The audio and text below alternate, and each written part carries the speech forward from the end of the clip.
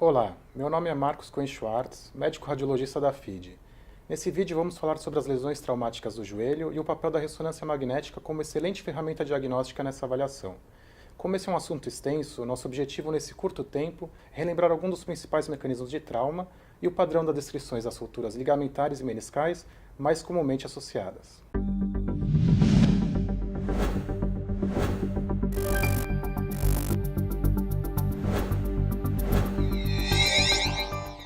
Importante sabermos classificar e descrever as lesões de maneira padronizada para que o médico solicitante compreenda o laudo facilmente e possa oferecer o melhor tratamento para o paciente. Vamos começar falando sobre o ligamento cruzado anterior e seu principal mecanismo de trauma, que é conhecido como pivot shift. Esse mecanismo de lesão ocorre sem contato, é comum em diversos tipos de esporte e nesse esquema está ilustrado em um esquiador. Nessa situação, há uma rotação entre a tíbia e o fêmur combinado a um estresse em valgo, que pode ser aplicado no joelho em diversos estados de flexão. Nesse momento, ocorre uma subluxação anterior da tíbia com impactação e consequente edema ósseo do côndilo femoral lateral com a margem posterolateral do platô tibial lateral, como podemos ver nessas imagens de ressonância magnética. Em alguns casos, também pode ocorrer contragolpe com edema ósseo visualizado no platô tibial medial. Importante sempre tentarmos avaliar o ligamento cruzado anterior em todos os planos. E o que é preciso avaliar? Sinal, espessura, orientação e continuidade. Este é o ligamento mais relacionado a lesões do joelho. Suas roturas, na maioria das vezes, são completas e ocorrem na porção proximal e média.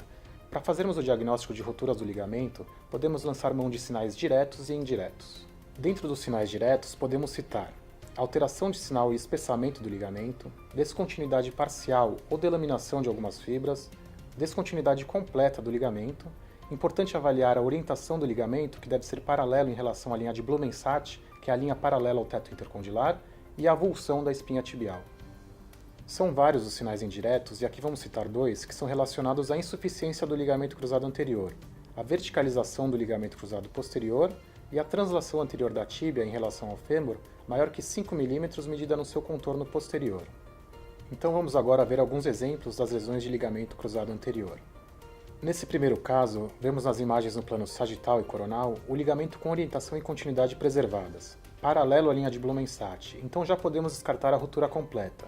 O que notamos é uma alteração de sinal e discreto espessamento do ligamento com mínimo edema periligamentar, inferindo estiramento ou lesão parcial grau 1. Neste outro caso, evidenciamos uma ruptura parcial grau 2. Notamos um ligamento apresentando um importante espessamento e alteração de sinal, com aspecto heterogêneo, associado à delaminação de algumas fibras proximais e irregularidade dos contornos, porém sem sinais de ruptura franca. Note-se que a orientação do ligamento está preservada, e nesse caso também não observamos sinais evidentes de translação anterior da tíbia, inferindo insuficiência do LCA. Aqui já vemos um exemplo de ruptura completa do ligamento cruzado anterior, associado à translação anterior da tíbia. E nesse caso, a fratura ou avulsão da espinha tibial anterior no local da inserção do ligamento, que apresenta espessamento e alteração de sinal. Agora vamos falar do ligamento cruzado posterior. Sua principal função é evitar o deslocamento posterior da tíbia. Um dos principais mecanismos de trauma que vai ocasionar lesões no cruzado posterior é a lesão do dashboard, ou lesão do painel do carro. Nesses casos ocorre um trauma direto na tíbia com o joelho em flexão, com padrão de edema ósseo no aspecto anterior da tíbia proximal. Lesões isoladas do cruzado posterior não são tão frequentes. O que é mais comum é a associação com lesões de cruzado anterior, lesões meniscais e dos ligamentos colaterais.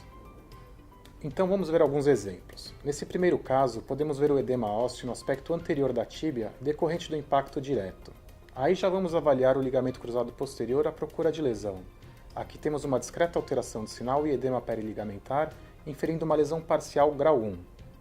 Já nessa outra imagem, vemos um ligamento cruzado posterior apresentando espessamento e alteração do sinal com delaminação de algumas fibras, associado a edema periligamentar, inferindo lesão parcial grau 2. E agora casos de ruptura completa do ligamento cruzado posterior, caracterizado por esses focos de descontinuidade completa na porção média e neste outro na porção proximal do ligamento. Outro mecanismo clássico de lesão traumática no joelho ocorre em esportes de contato, quando uma força em valgo é aplicada no joelho em discreta flexão, conhecida como clip injury. Vamos observar edema no côndilo femoral lateral pelo impacto direto. Outra pequena área pode eventualmente aparecer no epicôndilo femoral medial, secundária ao estresse na origem do ligamento colateral medial. Esse mecanismo de lesão está associado a rupturas do ligamento colateral medial, notadamente na sua porção proximal. mas dependendo do grau de flexão do joelho, pode haver comprometimento do ligamento cruzado anterior e também lesões meniscais. A lesão por hiperextensão do joelho pode ser resultado de um impacto direto no aspecto anterior da tíbia com um membro fixo, ou de uma força indireta, como ocorre na dinâmica de um chute com extensão forçada. O atropelamento com o impacto do para-choque do carro no nível dos joelhos pode produzir lesões semelhantes.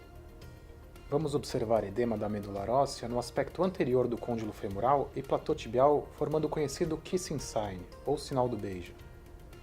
Esse tipo de mecanismo está relacionado a lesões de ligamentos cruzados e lesões meniscais, e se um estresse em valgo também for aplicado, podemos observar o edema ósseo mais medial e pode haver comprometimento do complexo ligamentar lateral. Então, como podemos classificar as lesões dos ligamentos colaterais? Podemos dividir as lesões em 3 graus. Estiramento ligamentar, lesão grau 1, quando vemos ligamento com orientação, sinal e continuidade preservadas, notando-se apenas edema no plano periligamentar, como vemos aqui nesta imagem de estiramento do ligamento colateral medial. Rotura parcial, lesão grau 2, onde além do edema periligamentar encontramos espessamento e alteração de sinal do ligamento, podendo ocorrer delaminação de algumas fibras ou descontinuidade parcial. Aqui 2 exemplos de rotura parcial grau 2, na porção proximal do ligamento colateral medial e neste outro caso, do ligamento colateral lateral, observando os achados no plano coronal e axial.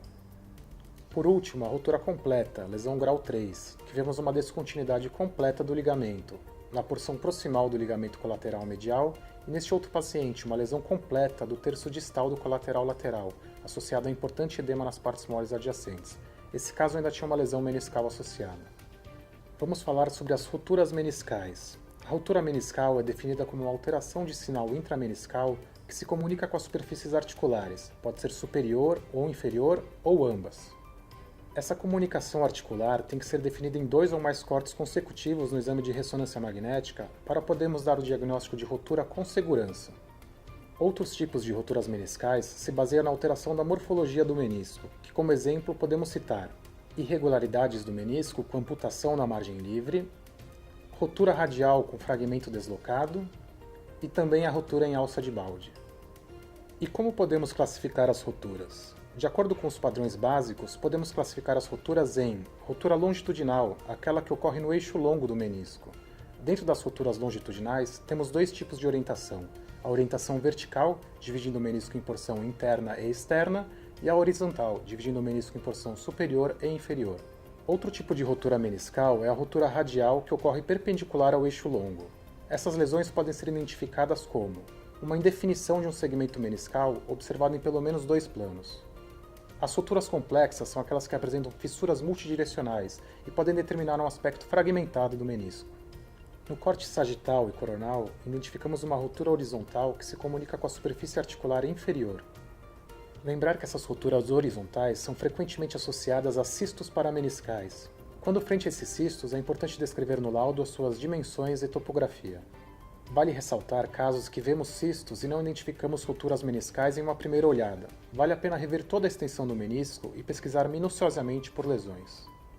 Nesse exemplo, podemos ver uma rotura vertical com comunicação com as superfícies articulares, separando o menisco em porção interna e externa.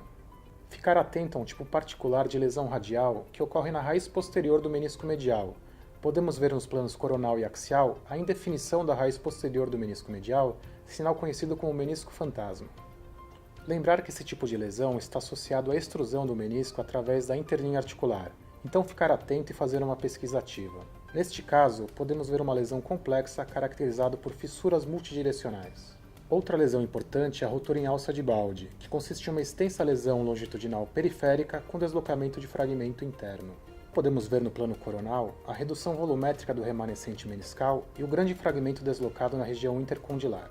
Já no plano sagital, identificamos o famoso sinal do duplo cruzado posterior. Por último, a ressonância magnética pode não ser o melhor exame para avaliação de fraturas. Porém, é importante ficar atento para áreas de extenso edema ósseo em locais que não são comuns aos mecanismos de trauma mencionados anteriormente ou que não há sinal evidente de impactação na estrutura óssea aposta correspondente.